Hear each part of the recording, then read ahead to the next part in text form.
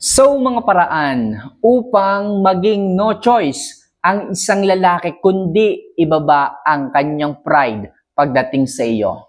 So sa video na to mga kamamay, sasabihin ko po sa inyo yung mga tips, mga paraan na halos ang dami ng nagre-request.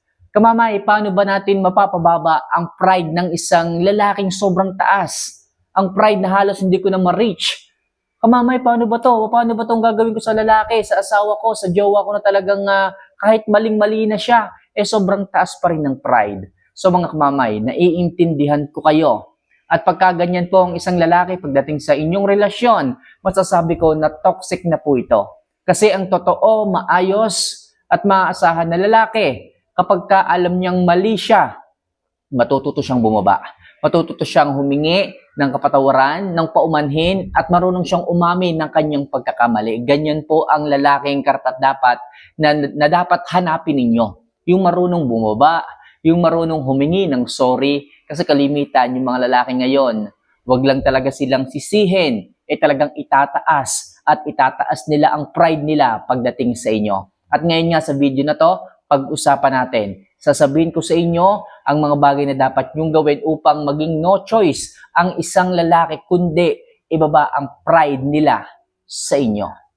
So mga kamamay, bago ko to simulan, isa lang palaging aking hinihiling, sinasabi palagi, if ever na nakakatulong po yung mga love advice, yung mga videos na ginagawa ko sa inyong mga buhay-buhay, huwag nyo naman po sanang kalimutan na mag-subscribe, mag-like at mag-comment na rin sa ibaba ng video na ito.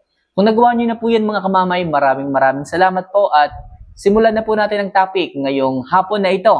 Alright? So ano nga ba yung mga bagay na maaari nyo pong gawin sa isang lalaki upang maging no choice sila kundi ibaba ang napakataas nilang pride pagdating sa inyo?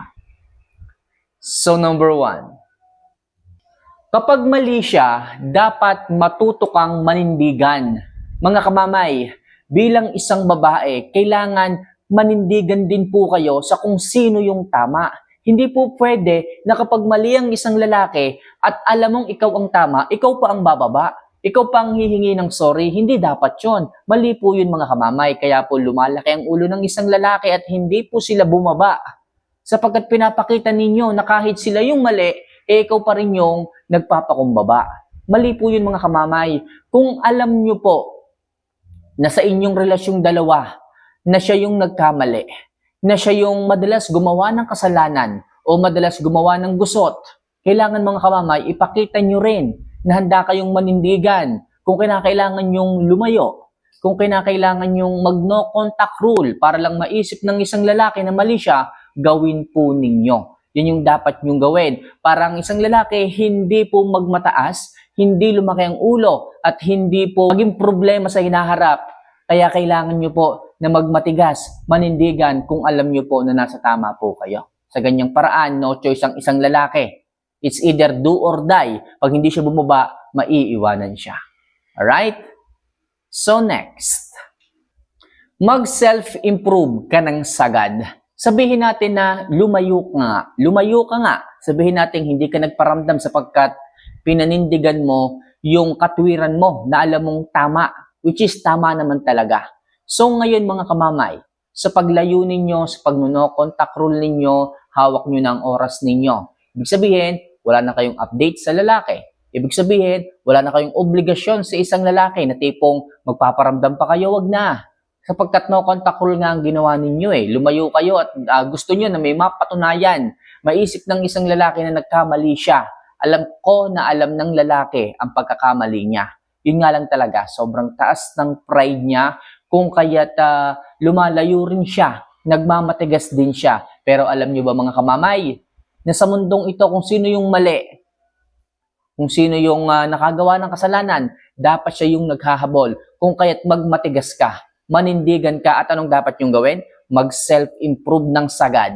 Sa ganyang paraan mga kamamay, pag nakita niya ang post mo, pag nakita niya ang transformation mo simula nung lumayo ka sa kanya, ewan ko na lang kung hindi bumaba ang pride ng isang lalaki na yan. Sapagkat gumaganda ka, nag-aayos ka, sa ganyang paraan maiiwanan siya.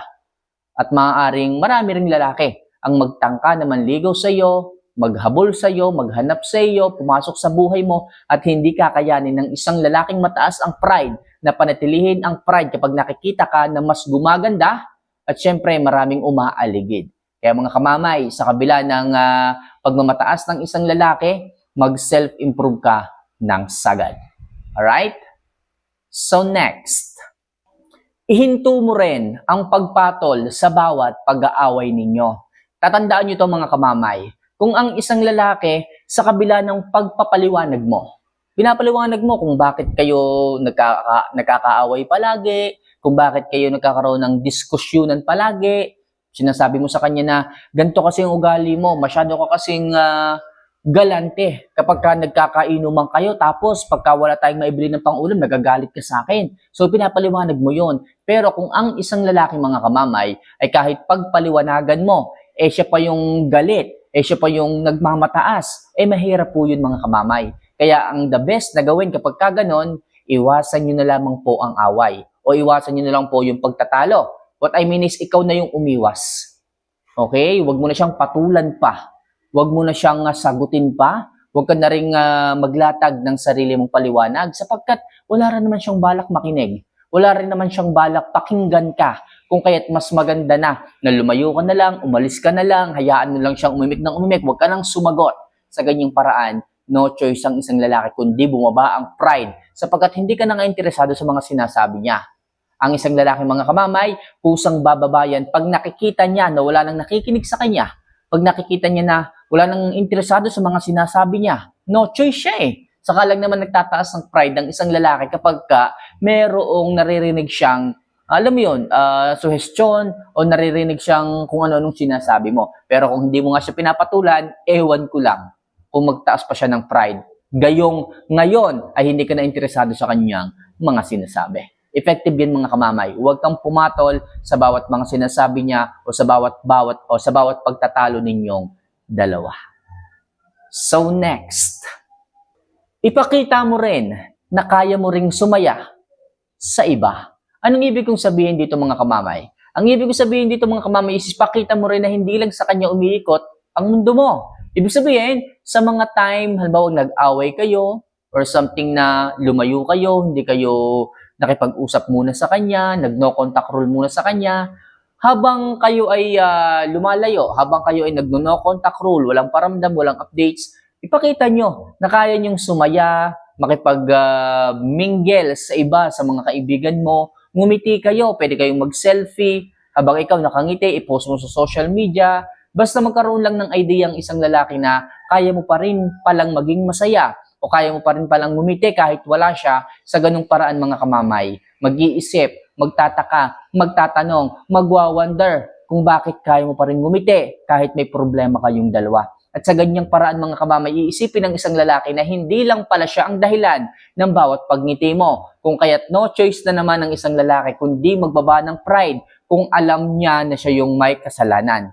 At kung alam mo rin na siya yung may kasalanan, dapat mas i-push mo pa ang sarili mo na mas ipakita na mas sumasaya ka sa iba at hindi lang sa kanya nakadepende ang kasiyahan ng buhay mo. Alright? And last, kapag nagparamdam siya, hanggat maaari, i-delay mo muna ang reply sa kanya. Yes mga kamamay, sa kabila ng mga sinabi kong tips, kung nagawa niyo po itong lahat, andyan na po isang araw, gigising ka na lang. Isang araw, magugulat ka na lang, may chat, may message, may tawag, may missed calls. Okay, nanunuyo na naman, humihingi ng sorry. Kapag kaganan mga kamamay, deadmahin nyo lang po muna. Deadmahin nyo muna, i-delay nyo muna ang reply, huwag nyo munang isin, palipasin nyo muna ang ilang araw, ang ilang linggo bago kayo mag-sin. Sa ganang paraan mga kamamay, ewan ko na lang kung muli pang magtaas ng pride ng isang lalaki sapagkat nababaliwala na siya. Ibig sabihin, hindi na ganun kahalaga ang isang katulad niya sa buhay mo. Mas naging masaya ka na ngayon kahit wala siya.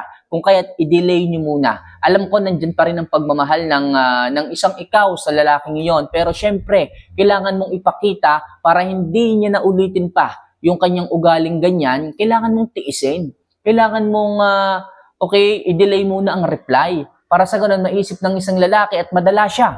Maisip niya na, dapat pala hindi ko na ginawa. Dapat pala hindi na ako nagtaas ng pride sapagkat maiiwanan pala ako Yan ang gusto kong ipaisip sa isang lalaki. Yan ang gusto kong ipagawa sa inyo para ganun ang maging kondisyon ng isang lalaki. At sa ganyang paraan mga kamamay, sa pag-delay ninyo ng pag-reply sa kanya, mararamdaman ng isang lalaki ang hindi mo paghahabol.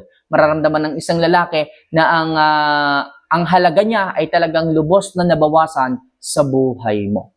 At sa ganyang paraan, tataas ang paghahabol sa iyo ng isang lalaki at yung pride niya, makakalimutan na niya. So, yun lang muna sa ngayon mga kamamay, ang ilang mga love advice upang mapababa ang pride ng isang lalaki at hindi niya na po ito uling itaas sa inyo.